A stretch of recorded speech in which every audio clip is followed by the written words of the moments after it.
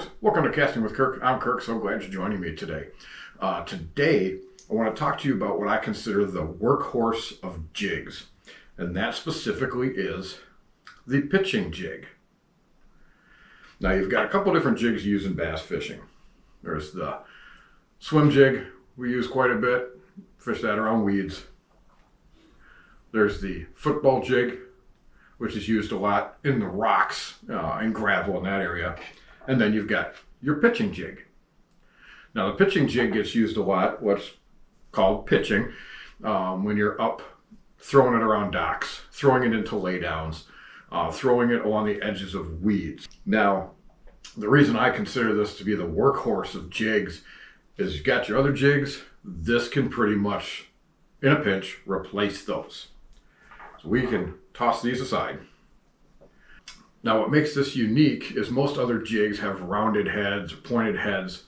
This has a odd-shaped head, which is kind of flat. And what that does is that helps in a couple of different ways.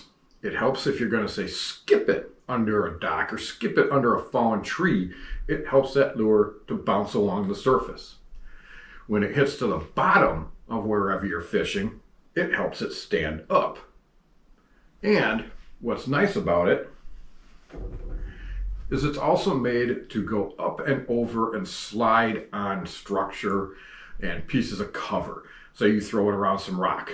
It hits the side of that rock, you give it a pull, and now you're sliding it right across the edge of that rock. It slides down to the edge. Works the same when you're throwing it around logs. It hits a log, you can pull it up, slide it up and over, and drop it to the other side.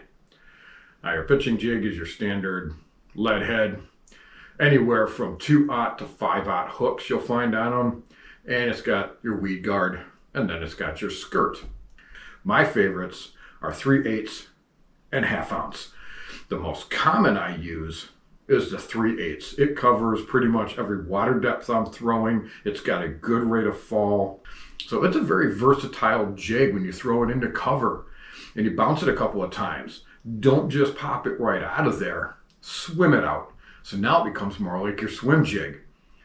Again, throw it around rocks. You can drag it up and around rocks, down and through the rocks, across the gravel. So now again, it's become almost like your football jig. Most of the time when I'm fishing one of these, I'm going to throw it with a big 7-foot, either medium heavy or heavy rod. I'm going to throw it with, in clear water, 15-pound copolymer or fluorocarbon, or if it's dirty stained water and heavy vegetation and cover, I'm going to throw it on 40 or 50-pound braid. Go out, find yourself a couple of these, keep it simple, get yourself some greens, and you're good to go. Thank you folks for joining me today. You folks have yourself a great day.